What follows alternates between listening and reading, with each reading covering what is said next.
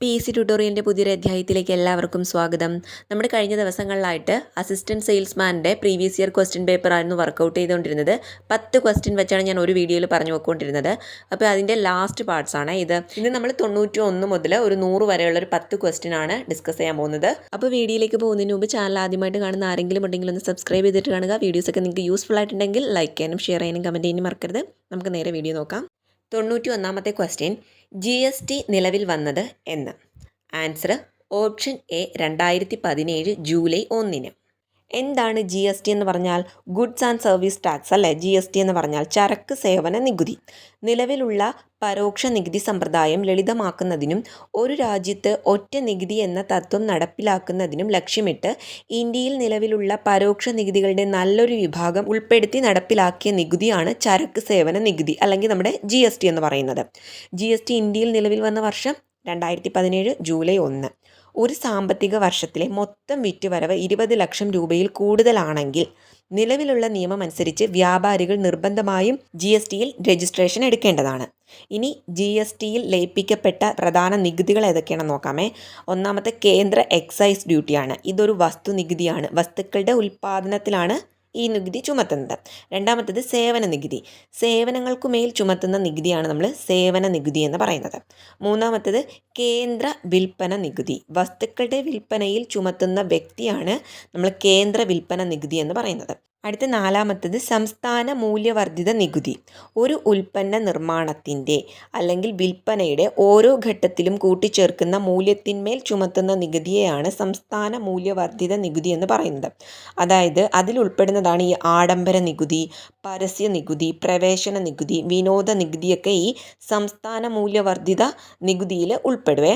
ഇനി സംസ്ഥാനത്തിനകത്ത് ക്രയവിക്രയം ചെയ്യപ്പെടുന്ന ചരക്കുകളുടെയും സേവനങ്ങളുടെയും മേൽ കേന്ദ്ര ഗവൺമെൻറ്റും സംസ്ഥാന ഗവൺമെൻറ്റും GST ചുമത്തുന്നുണ്ട്.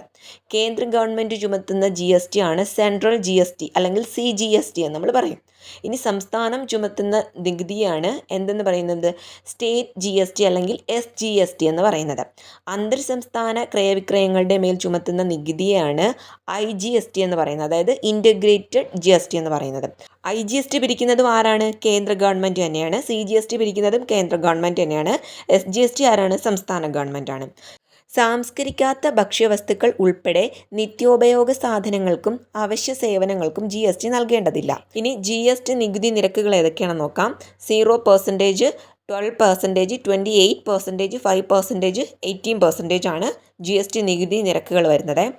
ക്വസ്റ്റ്യൻ 92, ദേശീയ ഭക്ഷ്യഭദ്രതാ നിയമപ്രകാരം കേരളത്തിൽ മുൻഗണനാ വിഭാഗത്തിൽ ഉൾപ്പെടുത്തുന്നതിന് അനുവദിച്ചു നൽകിയ അംഗങ്ങളുടെ സംഖ്യാപരിധി എത്രയാണ്? ഓപ്ഷൻ ഡി ആണ് ആൻസർ.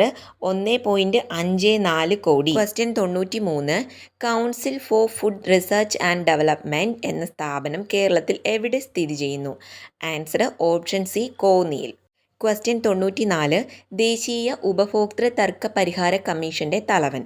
ആൻസർ ഓപ്ഷൻ ഡി ആണ്. സുപ്രീം കോടതിയിലെ നിലവിലെ ജഡ്ജിയോ അല്ലെങ്കിൽ വിരമിച്ച ജഡ്ജിയോ ആയിരിക്കണം. ഇനി ദേശീയ കമ്മീഷൻ്റെ ഘടന ഒന്ന് നോക്കാമേ. ദേശീയ കമ്മീഷനിലെ അംഗങ്ങൾ ഒരു പ്രസിഡന്റ്, 4 കുറയാത്തതും നിർദ്ദേശിച്ചിരിക്കുന്ന സംഖ്യയിൽ കൂടാത്തതുമായ അംഗങ്ങൾ. ദേശീയ കമ്മീഷനിലെ പ്രസിഡന്റിൻ്റെയും അംഗങ്ങളുടെയും യോഗ്യത, നിയമനം, കാലാവധി, ശമ്പളം, അലവൻസുകൾ, രാജി, നീക്കം ചെയ്യൽ, മറ്റ് സേവന വ്യവസ്ഥകൾ എന്നിവയ്ക്കായി കേന്ദ്ര സർക്കാരിന് വിജ്ഞാപനത്തിലൂടെ നിയമങ്ങൾ നിർമ്മിക്കാം. ഇനി ദേശീയ കമ്മീഷൻ പ്രസിഡന്റിൻ്റെയും അംഗങ്ങളുടെയും കാലാവധി എത്രയാണെന്ന് നോക്കാമേ. പ്രസിഡന്റിൻ്റെ കാലാവധി 5 വർഷം അല്ലെങ്കിൽ 70 വയസ്സ് വരെ. മറ്റ് അംഗങ്ങളുടെ കാലാവധിയും 5 വർഷമാണ്. അവർക്ക് എത്ര വയസ്സ് വരെയാണ്? 67 വയസ്സ് വരെ അവർക്ക് പ്രായപരിധിയുള്ളൂ. ദേശീയ കമ്മീഷനെ അതിൻ്റെ ചുമതലകൾ നിർവഹിക്കുന്നതിൽ സഹായിക്കാനായി ആവശ്യമായ ഉദ്യോഗസ്ഥരെയും ജീവനക്കാരെയും നൽകുന്നത് കേന്ദ്ര സർക്കാരാണ്. ദേശീയ കമ്മീഷൻ അധ്യക്ഷനുമായി കൂടിയാലോചിച്ച ശേഷമാണ് കേന്ദ്ര സർക്കാർ അവർക്കത് നൽകുന്നത്. 95ാമത്തെ question, Kerala state civil supplies corporation limited എന്ന സ്ഥാപനം ആരംഭിച്ച വർഷം? ആൻസർ വരുന്നത് ഓപ്ഷൻ ബി, 1974. 96ാമത്തെ ക്വസ്റ്റ്യൻ, ആരുടെ ശുപാർശ പ്രകാരമാണ് കേന്ദ്ര സർക്കാർ നെല്ല് സംഭരണത്തിന് മിനിമം സപ്പോർട്ട് പ്രൈസ് പ്രഖ്യാപിക്കുന്നത്? ആൻസർ വരുന്നത് option B, commission for agricultural cost and prices. 97ാമത്തെ ക്വസ്റ്റ്യൻ, ദേശീയ ഉപഭോക്തൃ തർക്ക പരിഹാര കമ്മീഷന്റെ ആദ്യ president? Answer option A, justice V Balakrishna Eradi. Question 98 ദേശീയ ഭക്ഷ്യഭദ്രതാ നിയമം 2013 പ്രകാരം റേഷൻ കാർഡ് ഉടമയാകാനുള്ള ഏറ്റവും കുറഞ്ഞ പ്രായപരിധി ഓപ്ഷൻ സി 18 വയസ്സ്. Question 99 Kerala state civil supplies corporation ലിമിറ്റഡിൻ്റെ ആദ്യത്തെ സബർബൻ മോൾ.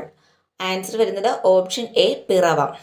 ലാസ്റ്റത്തെ ക്വസ്റ്റ്യൻ KTPDS ഓർഡർ 2021 പ്രകാരം താലൂക്ക് സപ്ലൈ ഓഫീസർ തീർപ്പ് കൽപ്പിച്ച കേസിൻ്റെ അപ്പീൽ അധികാരി. ആൻസർ വരുന്നത് ഓപ്ഷൻ സി ജില്ലാ കളക്ടർ. അപ്പോൾ നമ്മുടെ അസിസ്റ്റൻറ്റ് സെയിൽസ്മാൻ്റെ previous year question paper discussion complete ആയിട്ടുണ്ട്. അപ്പോൾ വീഡിയോസൊക്കെ യൂസ്ഫുൾ ആയിട്ടുണ്ടെങ്കിൽ ലൈക്ക് ചെയ്യാനും ഷെയർ ചെയ്യാനും കമൻറ്റ് ചെയ്യാനും മറക്കരുത്. കൂടുതൽ വീഡിയോസിനായിട്ട് ഈ ചാനൽ ഒന്ന് സബ്സ്ക്രൈബ് ചെയ്ത് സപ്പോർട്ടും കൂടി ചെയ്യുക.